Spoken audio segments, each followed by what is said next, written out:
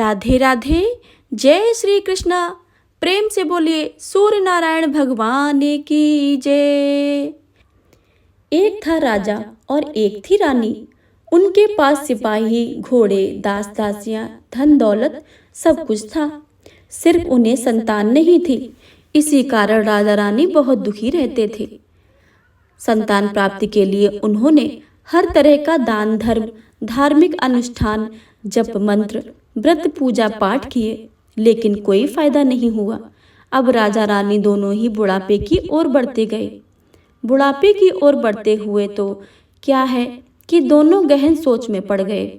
अब हमारे इतने बड़े राज्य का क्या होगा और कौन बनेगा इस राज्य का वारिस, कौन लेगा प्रजा की जिम्मेदारी।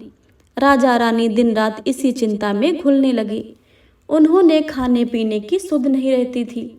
तो एक सुबह होता क्या है, राजा के दरबार में एक साधु आता है तो दासी रानी को इत्तला कर देती हैं। तब वह दासी से कहती हैं कि यह मेरा अंतिम दान धर्म है, इसके बाद मैं अपने हाथों से कोई दान नहीं करूंगी। रानी चावल भरा छाछ हाथ में लेकर बाहर आती हैं और साधु की झोली में भिक्षा डालने के लिए आगे बढ़ती हैं। तो उसके चेहरे पर छाई उद्विग्नता साधु की दृष्टि में आ जाती है। वह उनसे पूछते हैं, रानी साहिबा क्या हुआ है, आप क्यों इतनी उदास हैं। तभी रानी साधु को सारी हकीकत बताती हैं और सिसकने लगती हैं। उस पर वह साधु कुछ पल भर गंभीर हो जाते हैं और कहते हैं, चिंता मत करना रानी साहिबा, आपकी संतान की इच्छा पूरी हो जाएगी। आपकी कोख से एक पुत्र जन्म लेगा। मात्र वह 14 साल तक ही आप लोगों को मिलेगा। इसके आगे वह इस मृतलोक में नहीं रह पाएगा। इससे बढ़कर आपको कुछ देना मेरे लिए संभव नहीं है। अपनी पूरी बात करते हुए अपनी झोली में हाथ डाला, थोड़ी सी भभूत निकाल कर रानी को दे दी और कहा कि आप और महाराज दोनों इसे बांटकर ग्रहण करना, तुम्हें जल्द ही पुत्र की प्राप्ति होगी। इतना कहकर साधु अपनी राह चला गया। उसके जाने के बाद रानी सोचने लगी, 14 साल तो 14 साल ही हैं, उतने समय के लिए हमें पुत्र मिलेगा, यही काफ़ी है। उतने साल तक मैं उसे जी जान से बड़ा ही प्यार करूंगी, उसे ढेर सारा लाड़ दुलार करूंगी, अपनी संतान की मुराद पूरी करूंगी। उस रात अपना सारा राजकाज खत्म करके राजा जब रानी के महल में गए तो रानी ने क्या किया कि राजा को सारी बातें और साधु की दी हुई भभूत राजा को दिखाकर बोली, साधु महाराज ने यह भभूत हम दोनों को ग्रहण करने के लिए कहा है। राजा बोले, इतना दान धर्म किया है, जब तब किया है, कोई फल नहीं मिला है। अब इस भभूत से हमें संतान प्राप्त होगी क्या। उस पर रानी बोली, जब इतना सब कुछ किया है तो यह भी सही। काम ख्वाह होकर उस साधु के क्रोध को क्यों बुलवा दें। राजा को अब किसी पर विश्वास नहीं था, लेकिन पत्नी को दुखी ना पहुंचे इसलिए वह राजी हो गए। राजा राजी हो गए तो क्या होता है कि राजा रानी दोनों नहाते धोते फिर अपने भगवान का नाम स्मरण करते हैं, अपने पुरखों को स्मरण करते हैं और उस साधु महाराज का नाम स्मरण करके वह भभूत बांटकर दोनों खाते हैं। उसके बाद दोनों निश्चिंत होकर सो जाते हैं। तो कुछ दिन गुजर जाते हैं और साधु द्वारा कहे अनुसार रानी गर्भवती हो जाती है। उस पर राजा रानी दोनों की खुशियों में गगन नहीं समाते। राजा रानी से बोले, महारानी सचमुच साधु महाराज की कृपा हो गई है। तो 9 महीने 9 दिन और 9 घंटे पूरे होकर रानी ने एक सुंदर गोरे चिट्टे पुत्र को जन्म दिया। राजा ने बड़ी धूमधाम से पुत्र का नामकरण किया। सारे राज्य में 8 दिन तक अन्न सप्त पर रखा गया, उत्सव मनाया गया। अब कुपुत्र की कुंडली देखने के लिए राज्य के सबसे विद्वान पंडित जी को बुलाया। तो कुंडली देखकर पंडित जी बड़े ही चिंतित हो गए। कहने लगे, महाराज हमारा राजपुत्र सिर्फ 14 वर्ष तक के लिए हमारे पास रहेगा। राजा को इस बात की भनक भी थी, रानी को भी साधु महाराज की बात याद थी। दोनों चुप रह जाते हैं। उसके बाद राजा और रानी बड़े लाड प्यार से बेटे की परवरिश करते हैं, उसकी हर ख्वाहिश को पूरा करते हैं। थोड़े समय के लिए ही सही, भगवान ने संतान की अपनी मुराद पूरी कर दी है, इससे वे समाधान मानते हैं। राजपुत्र दिन ही दिन बड़ा होता गया। वह जब 7 साल का हो जाता है तो राजा एक अच्छे गुरु की नियुक्ति करके उसे पढ़ाई लिखाई, राजशास्त्र, शस्त्र विद्या, घुड़सवारी इत्यादि 12 विद्याओं का शिक्षण देते हैं। जब वह सब शस्त्र विद्या में पारंगत हो जाता है और 12 साल की उम्र का हो जाता है, तब एक अच्छी सी राजकन्या खोजकर उसकी शादी कर देते हैं। तो 2 साल और बीत जाते हैं। बेटा 14 साल का हो जाता है। एक दिन राजपुत्र राजा से बोलता है, पिताजी, मैं अपना सारा राज्य घूमकर देखना चाहता हूँ। आज तक मैंने सिर्फ इस रजवाड़े के अतिरिक्त कुछ नहीं देखा है। बेटे की बात सुनकर राजा चिंतित हो जाता है, क्योंकि पुत्र का 14वां वर्ष शुरू हो जाता है। अब कोई अनहोनी होने का वक्त नजदीक आ पहुंचा था, लेकिन राजा ये बातें पुत्र को नहीं बता सकता था।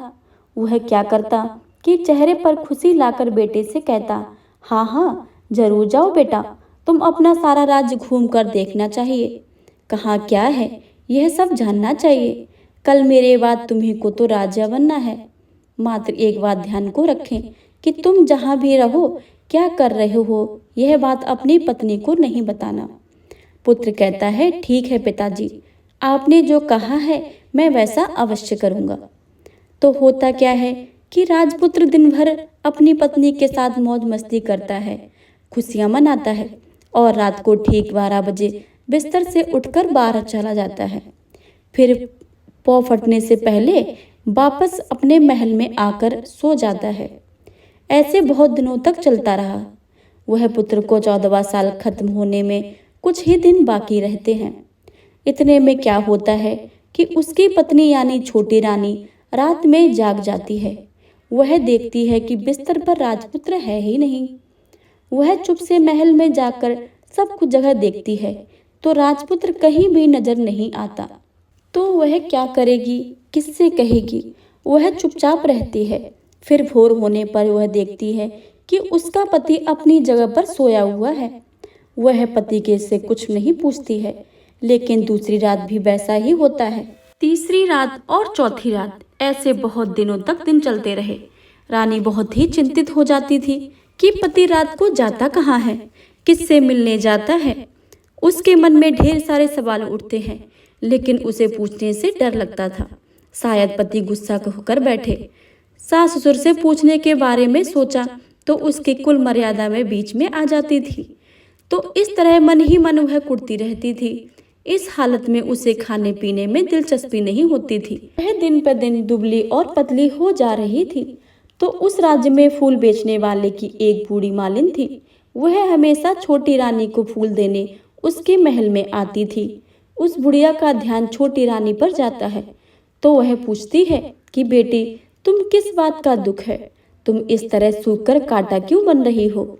उस पर रानी कहती है, क्या बताऊं तुम्हें अम्मा, तुम्हारा राजपुत्र हर रात बिस्तर पर उठकर कहीं चला जाता है और सुबह भोर होते ही वापस आकर सोता है। वह कहाँ जाता है? प्रेमिका से मिलने जाता है क्या?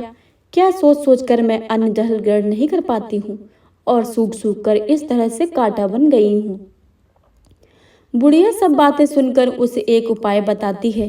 तो बेटी ऐसा करना, आज रात तुम सोना मत, उसके पीछे पीछे जाकर देखना कि वह कहाँ जाता है, क्या करता है, उसकी अच्छी तरह से पहरेदारी करना। पर मुझे नींद आ गई तो? तुम्हें नींद ना आए इसलिए एक काम करना, अपने बाएं हाथ की उंगली में एक जख्म करना, उस पर थोड़ी सी मिर्ची छिड़कना। उससे तुम्हें बड़ी जलन होगी और उस पीड़ा में तुम्हें रात भर नींद नहीं आएगी। रानी बुढ़िया के कहे अनुसार करती है। उंगली की जलन से उसे थोड़ी देर तक नींद नहीं आती, लेकिन बाद में वह सो जाती है। दूसरे दिन सब बुढ़िया फूल लेकर उसके महल में पहुंचती है और पूछती है, क्या हुआ बेटी, देख पाई कि पति कहाँ जाता है? रानी कहती है कि नहीं अम्मा, पहले कुछ समय जलन पड़ने के कारण मुझे नींद नहीं आई, पर कुछ देर पश्चात मैं सो गई। बुढ़िया कहती है, कोई बात नहीं, आज तुम उंगली पर पहले से थोड़ा बड़ा जख्म करना और ज्यादा मिर्च लगाना।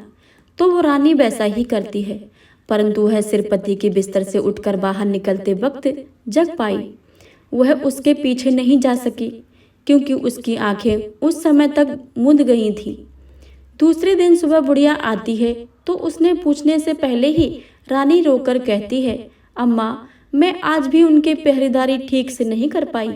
बुढ़िया कहती है, रोना नहीं बेटी, सब कुछ ठीक हो जाएगा। तुम आज रात जख्म और बड़ा करना और उस पर ज्यादा मिर्च छिड़कना, और एक काम करना बेटी, जब वह जाने के लिए निकलता है तो उसका रास्ता रोकना। बुढ़िया ने जैसा बताया रानी ने वैसा ही करती है। आज रात उसे नींद नहीं आती है। पति रात 12 बजे बिस्तर से उठकर जब महल से निकलने के लिए चलने लगता है तो वह बुढ़िया ने जैसा बताया वैसा ही करती है। दौड़कर जाकर पति का रास्ता रोकती है और कहती है कि कहाँ जा रहे हो, किससे मिलने जा रहे हो, मुझे बताओ। राजपुत्र उसे समझाने की बहुत कोशिश करता है। देखो, अगर मैंने तुम्हें यह बताया तो मैं दोबारा नहीं मिल पाऊंगा। कोई बात नहीं, नहीं मिल पाओ, लेकिन आप रात में कहाँ जाते हो वह सब मुझे पहले बता दीजिए। राजपुत्र निरुपाय हो जाता है। पत्नी की जिद के आगे उसकी एक नहीं चल पाती है। ठीक उसी प्रकार उसी समय उसका 14वां साल खत्म होकर 15वां साल लगने वाला था। जो होता है वह जाने दो, वह सोचता है और कुछ चावल मंत्रों में सिद्ध करके पत्नी को देकर कहता है, इन चावलों के दानों को दोनों हाथों की मुट्ठी में पकड़ना। पहले दाएं हाथ में पकड़े चावल मेरे ऊपर फेंकना। मैं कौन हूँ तुम्हें पता चल जाएगा। बाद में बाएं हाथ में पकड़े चावल मेरे ऊपर फेंकना। मैं जैसा था तुम्हें मिल जाऊंगा। लेकिन यदि तुम बाएं हाथ के चावल मेरे ऊपर फेंकना भूल गई तो मैं तुम्हें कभी नहीं मिल पाऊंगा। नहीं भूलूंगी, रानी में बड़े आत्मविश्वास के साथ कहकर दाएं हाथ के पकड़े चावल पति के ऊपर फेंक देती है तो राजपुत्र एकदम एक विशाल घोड़ा बन जाता है। एकदम उम्दा, सफेद, गर्दन पर लंबी आयाल देखते देखते वह तेजी से दौड़ने लगता है। रानी उस समय घोड़े को एकदम भौचक्की होकर देखने लगती हैं और पति ने बाएं हाथ के चावल फेंकने की जो बात कही थी वह भूल जाती हैं। उसकी आंखों के सामने घोड़ा महल के बाहर निकल कर जाता है। घोड़ा जो महल से बाहर जाता है तो वापस ही नहीं आता। अब रानी को बड़ा पश्चाताप होता है। वह स्वयं को कोसने लगती हैं, लेकिन अब उसका कोई फायदा नहीं होने वाला था।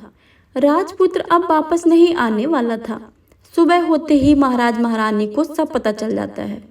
वह उन्हें बहुत दुख होता है। वे बिस्तर पकड़ते हैं और राह देखते हैं कि एक दिन उनका बेटा वापस आ जाए। इस तरह 1 महीना गुजरता, 2 महीने गुजरते, 3 महीने गुजरते, आखिर 6 महीने पूरे होते हैं। राजपुत्र का कोई अता पता नहीं लगता। प्रधान राजपुत्र को ढूंढने के लिए राज्य के गांव-गांव सिपाही भेजते हैं, लेकिन उन्हें कोई सफलता नहीं मिलती। इधर रानी अपनी हट के कारण पति गायब हो गया यह सोचकर स्वयं ही मन को मन कोसती हैं और प्राण लेती हैं कि कुछ भी करके पति को ढूंढ ही लाएंगी और उसे वापस लेकर ही आएंगी। एक दिन वह सुबह उठकर सासुर के महल में जाती हैं और कहती हैं कि मैं अपने पति की खोज में जा रही हूँ। महाराज महारानी को और क्या चाहिए था, कुछ भी करके उनका बेटा वापस मिलना चाहिए था।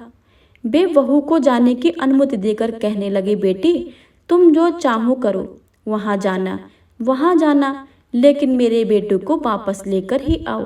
भगवान तुम्हें कामयाबी दे। अब रानी क्या करती कि अपना सीधा वेश बदलकर एक सेठानी बन जाती है। कुछ दास दासियों को, कुछ नौकरों को साथ में लिया, कुछ सामान साथ में लिया और राज्य की सीमा पर जाकर वहां एक भोजनालय खोल लिया। अब आने वाले सब यात्रियों को खाना मुफ्त में देने लगी। मात्र एक शर्त रखी कि खाने वालों को उसकी दिखाई कोई अजीब चीज उसकी मालकिन को यानी राजकन्या को बतानी पड़ेगी। तो वहां आने वाले हर नागरिक अपनी तरफ से मैंने यह देखा है, मैंने यहाँ देखा है कहकर वहां से मुफ्त खाना खाकर जाता था। परंतु रानी को जो बात चाहिए थी वह अभी तक नहीं मिली थी। ऐसे ही कुछ दिन बीत गए तो इधर क्या होता है कि रानी के महल फूल लेकर जाने वाली बुढ़िया से एक बेटा और एक बहू थे। उनका एक छोटा बेटा था, यानी बुढ़िया का एक पोता था। तो बेटा और बहू सुबह शाम काम के लिए निकलते थे, तो पोते को संभालने की जिम्मेदारी बुढ़िया की ही रहती थी। बुढ़िया दिन भर पोते को संभालती थी। एक दिन क्या होता है कि बुढ़िया को पान खाने की आदत थी, तो पान लगाने के लिए चूना चाहिए था। उसे तैयार करने के लिए सीपियाँ लेकर आई। इन सीपियाँ भूनने के लिए गोबर के कंडे चाहिए थे। कंडे इकट्ठा करने के लिए वह बांस की टोकरी लेकर चरवाहे के मैदान में गई। वहाँ बहुत सारे कंडे थे। उन्हें जमा करते करते उसे घर आने में अंधेरा हो गया। इस ओर शाम होते होते ही काम से वापस बेटा बहू घर पहुंचे तो देखा कि बच्चा घर पर अकेला है और रो रहा है। वे दोनों गुस्से से लाल पीले हो गए। इतने में बुढ़िया घर आ पहुंची। बेटा ने पूछा, पोते को घर पर अकेला छोड़कर कहाँ गई थी? बुढ़िया बताने लगी कि मैं गोबर के कंडे इकट्ठे करने गई थी। इस पर बेटा बोला, दोबारा बच्चे के अकेला घर पर यदि छोड़कर जाओ तो मैं तुम्हें बहुत पीटूंगा। बुढ़िया कहने लगी, नहीं बेटा, फिर कभी ऐसा नहीं करूंगी।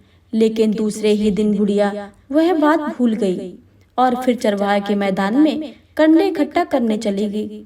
शाम को जब बेटा बहू काम से वापस लौटे तो देखा कि बच्चा घर पर अकेला है और रो रहा है। अब उसके बेटे की सहन शक्ति खत्म होने लगी और बुढ़िया के वापस आने पर उसे घर से निकाल दिया। बुढ़िया रात भर घर के बाहर अंधेरे में बैठी रही और सुबह होते ही हाथ में टोकरी लेकर कंडे इकट्ठे करने लगी। उस दिन उस कंडे में इकट्ठा करने का मानो पागलपन सवार था। कंडे इकट्ठा करते करते कब अंधेरा छा गया उसे मालूम ही नहीं चला। उसे जब ध्यान आया तो गांव का रास्ता भी ठीक से नहीं दिख रहा था। वह अंधेरे में आंखें फाड़ फाड़ कर देखती देखती किसी तरह आगे निकल पड़ी। तो क्या होता है कि एक कपिला गाय छन छन की आवाज करते, गले की घंटी बजाते ठुमक ठुमक कर उस मैदान पर आ जाती हैं। उसे देखकर बुढ़िया सोचने लगती है कि इस गाय के पीछे पीछे जाऊंगी तो गांव में पहुंच जाऊंगी। तब बुढ़िया उसके गाय के पीछे पीछे जाने लगी। वह गाय क्या करती है कि उस मैदान से लेकर एक एक करके 6 मैदान पार करती है। आखिर में वह 7वें मैदान पर पहुंचती है। तो क्या होता है कि उस मैदान पर एक बड़ा सा पत्थर है। गाय जाकर उस पत्थर को अपना सींग मारती है। सींग मारा तो वह पत्थर टूट जाया और पाताल में नीचे जाने की सीढ़ियां दिखने लगी। तब वह गाय उन सीढ़ियों से नीचे जाने लगी। बुढ़िया भी यह सब देखती रही और झट जाकर गाय की पूंछ को पकड़ लिया। पूंछ पकड़कर वह गाय के साथ नीचे पाताल में पहुंच गई। पाताल में पहुंचते ही तुरंत गाय की पूंछ छोड़ दी और इधर उधर देखने लगी। वहीं से बुढ़िया ने देखा कि पाताल में सब जगह जगमगाहट थी। दिया दीपक जल रहे थे और तेज रोशनी गाय के ऊपर पड़ती है और वह अद्भुत घटनाएं घटने लगती हैं। गाय के नीचे जाते ही उसके गले में अपनी एक सकाल पड़ जाती है और छमछम करके कोई दुधाड़ी से गाय का दूध दोहने लगता है। लेकिन जो भी कोई वह कर रहा है वह मात्र दिखाई नहीं दे रहा है। बुढ़िया बहुत घबरा गई। कहाँ आकर फंस गई हूँ, यह सोचने लगी और वहां छिप जाने के लिए जगह ढूंढने लगी। लेकिन उसे कहीं भी जगह नहीं मिली। हर जगह उजाला ही उजाला था। तो वह एक कोने में खड़ी रहकर और सब कुछ सामने हो रहा था वह चुपचाप देखने लगी। कुछ पल के बाद वह झट से एक उम्दा सफेद घोड़ा आया। वहां 2 कुंड थे। उसमें से एक कुंड में उस घोड़े ने छलांग लगाई और ऊपर आ गया। अब उसे राजपुत्र का रूप प्राप्त हो गया। राजपुत्र बनने के बाद उसने दूसरे कुंड में पानी में स्नान किया। वहां रखे नए कपड़े पहने। नजदीक ही एक सुंदर पलंग था, उस पर आकर बैठ गया। उसके सामने अपने आप 5 पकवानों की थाली आ गई। दूध की एक प्याली आ गई। पान सुपारी आ गया। उसके सामने एक दिया जलता रहा। राजपुत्र ने खाना खाया, दूध पिया, पान सुपारी खाया और बिस्तर पर लेट जाने से पहले सूर्य देव का स्मरण करके अपने जलते दिए से पूछा, दिए दिए दीपंकर, मेरा माता पिता क्या कर रहे हैं? दिया बताने लगा, बेटे के शोक में डूबे हैं।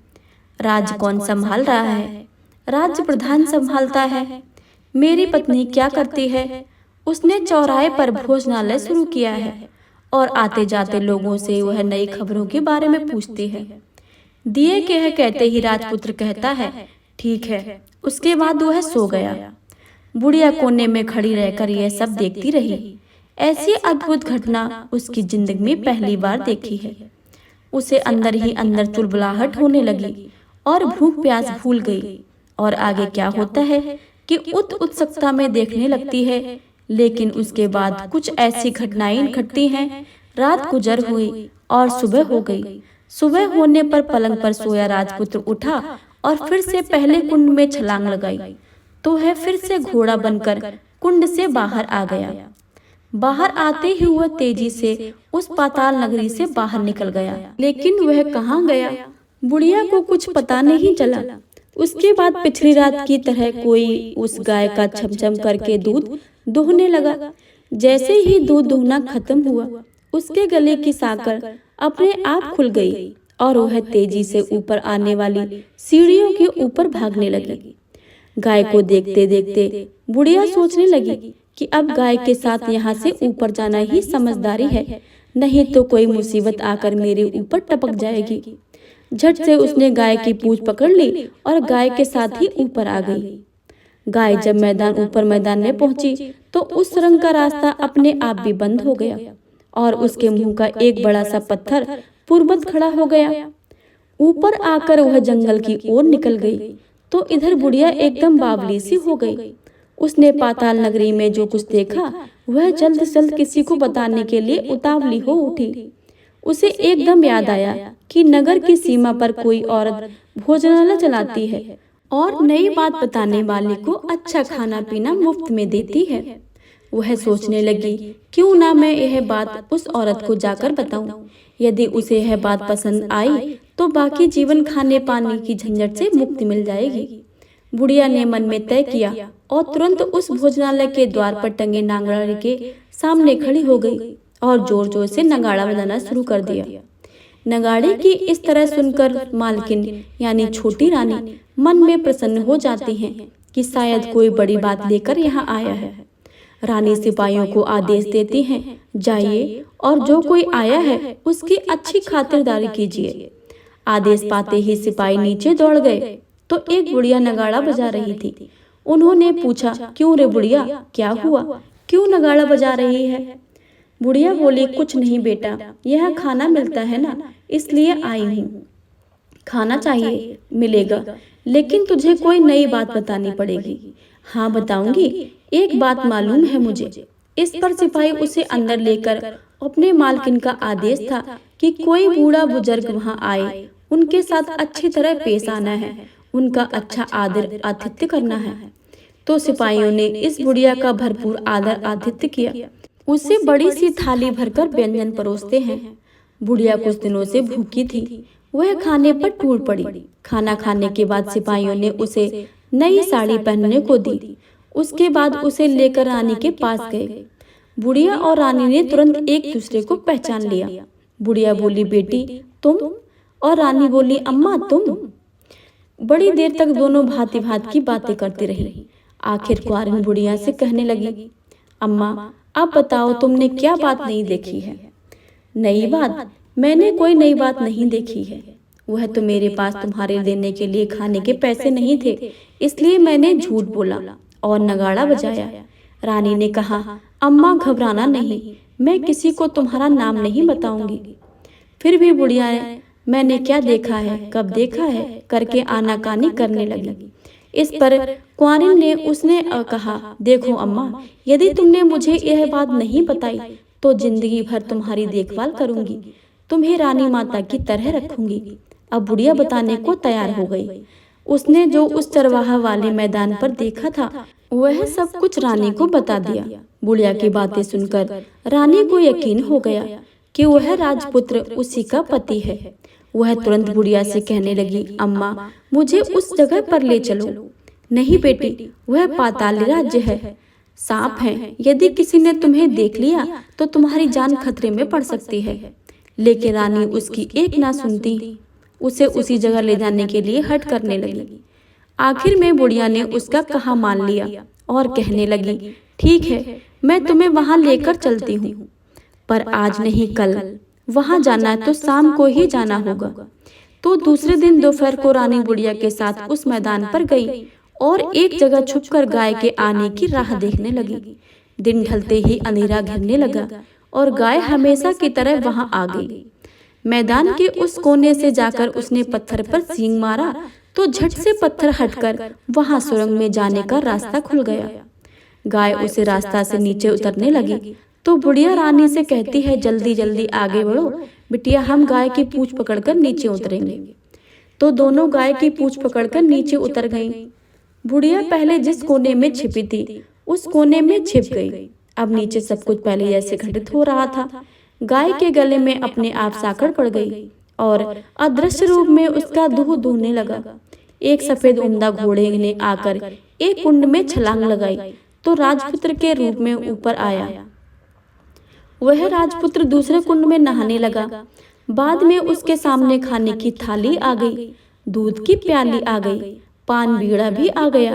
राजपुत्र सब ग्रहण करके सोने के लिए पलंग पर गया तो सोने से पहले सूर्य देव का स्मरण करने कर दिए से पूछने लगा, दिए दिए दीपांकर, मेरे माता पिता क्या कर रहे हैं?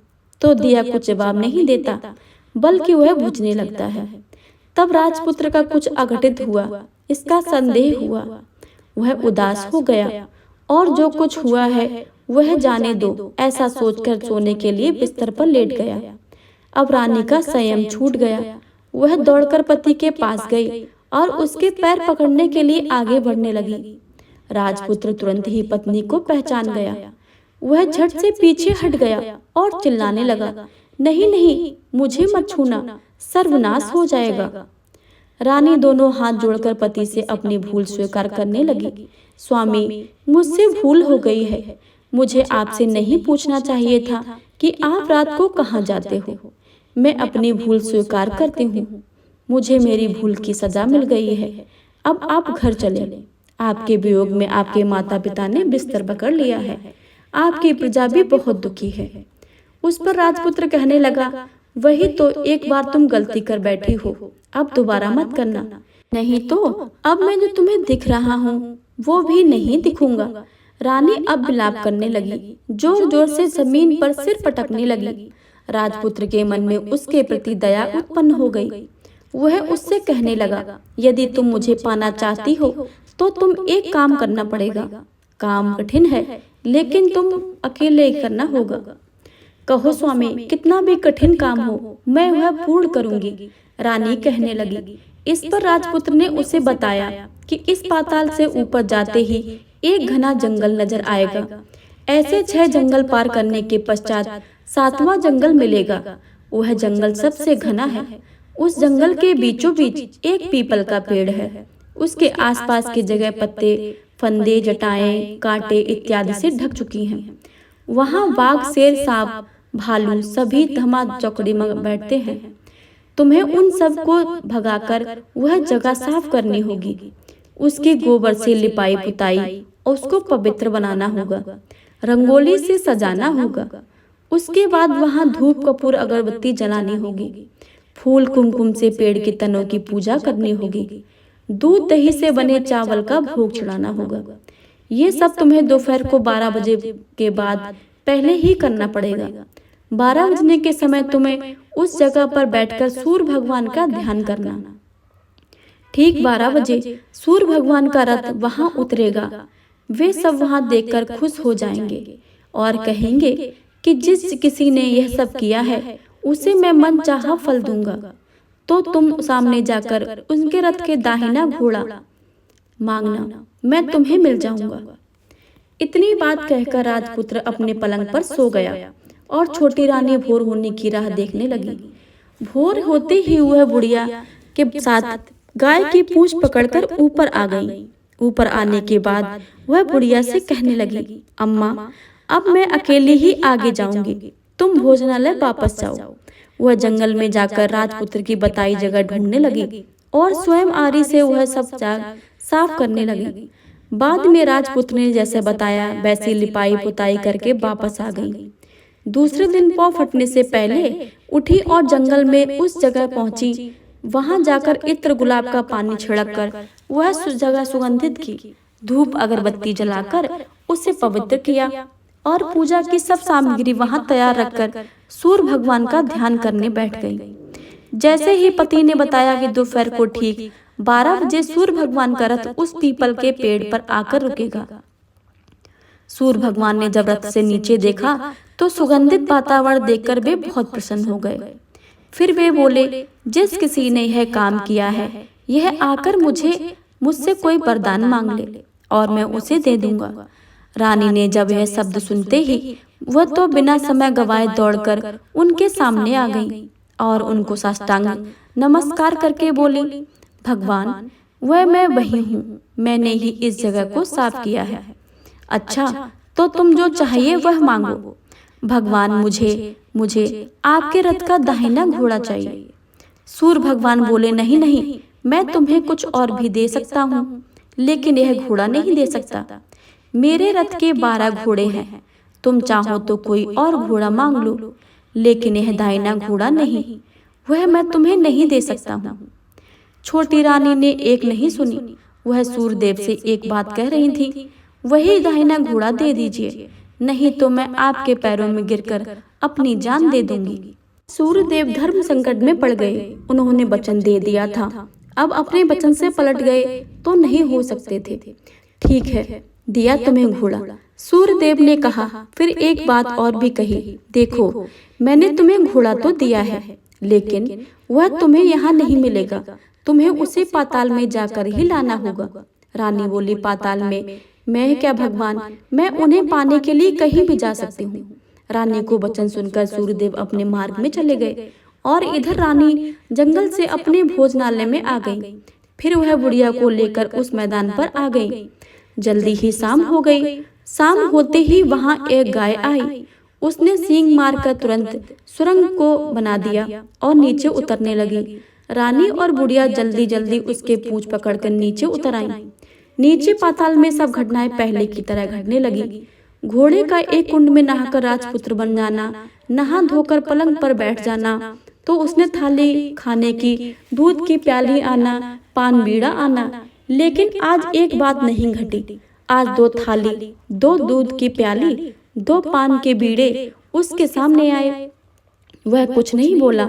उसने हिस्से की थाली खाकर, दूध पीकर और पान बीड़ा चबाकर वह सोने चला और हमेशा की तरह दिए से पूछने लगा, दिए दीपांकर, मेरे माता पिता क्या करते हैं?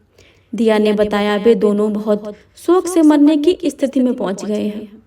ऐसा झट से उसकी आंखों से आंसू टपकने लगे। फिर वह पूछने लगा, दिए दीपांकर, मेरा राज्य कौन चला रहा है? तुम्हारा राज्य प्रधान चला रहा है और सब कुछ हड़प चुका है। वह प्रजा पर बहुत अत्याचार कर रहा है। सुनकर राजपुत्र को बहुत गुस्सा आया। वह गुस्से से अपने मुट्ठी भींचने लगा। वह पूछने लगा, दिए दीपांकर, मेरी पत्नी क्या कर रही है? अब दिया कुछ नहीं बोला, चुप रहा। अब रानी का संयम जवाब दे गया। वह दौड़कर पति के गले लग गई। अब मैं तुम्हें मिल गई हूँ, राजपुत्र कहने लगा। सच कहते हो? आप फिर से सा घोड़ा तो नहीं बन जाओगे?